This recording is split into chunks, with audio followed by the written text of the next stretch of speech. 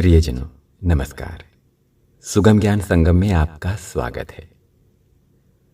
भारत की राष्ट्रभाषा हिंदी है, किंतु अंग्रेजी बोलने में लोगों को फक्र महसूस होता है। कॉन्वेंट स्कूल में बच्चों को पढ़ा लिखाकर माता पिता स्वयं को गौरवान्वित महसूस करते हैं कि मेरा बच्चा इंग्लिश पढ़ रहा है, किंतु इंग्लिश पढ़ने के साथ साथ अपनी संस्कृति और सभ्यता को वह भूलता जा रहा है।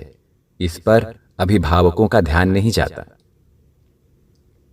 आज के समय में दक्षिण भारत के केरल आदि राज्यों में लोगों को हिंदी नहीं आती और हिंदी बोलने वालों को हेय दृष्टि से देखा जाता है। यह भारत का दुर्भाग्य है। भारतवासी अपने माँ बाप को भूलकर किसी अन्य को अपना माँ बाप मान बैठे हैं। जो संतान अपने माँ बाप की इज्जत नहीं कर सकती, वह दूसरों के माँ बाप की क्या इज्जत करेगी। जापान जैसा उन्नत देश बेधड़क जापानीज भाषा का प्रयोग करता है।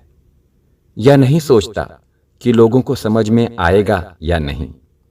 जापान निर्मित किसी भी उत्पादन पर पहले जापानीज भाषा में उसका विवरण लिखा जाता है, बाद में अन्य भाषाओं में, किंतु भारत में पहले इंग्लिश में लिखा जाता है।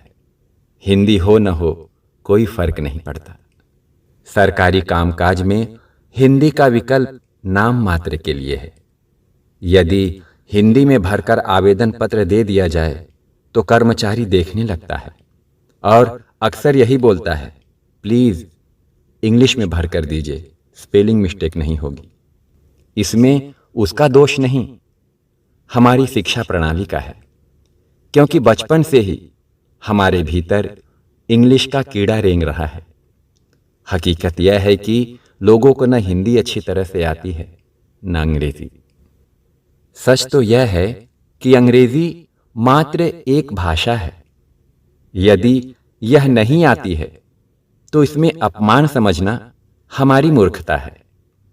इसे बोलकर आडंबर रचने वालों को क्या हिंदी भाषा अच्छी तरह से आती है? नहीं आती होगी। अधिकांश लोगों को नहीं आती। तो फिर हमें अंग्रेजी नहीं आती तो इसमें शर्म की क्या बात है? शर्म तो तब आनी चाहिए कि पश्चिमी देश का व्यक्ति जब संस्कृत के श्लोक बोलता है और हमें अपनी संस्कृति का ही ज्ञान न हो।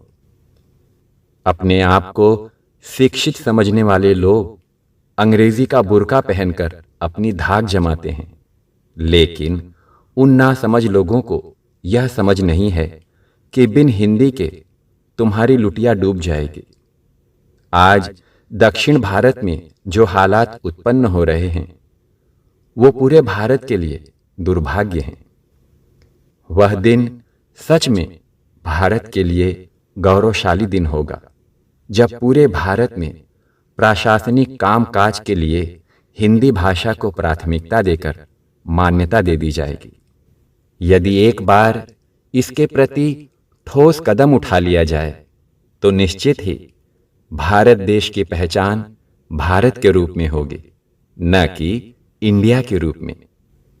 यह कार्य इसी समय में हो सकता है, क्योंकि हिंदी भाषा का प्रेमी ही भारत की गरिमा को हिंदी से जोड़ सकता है।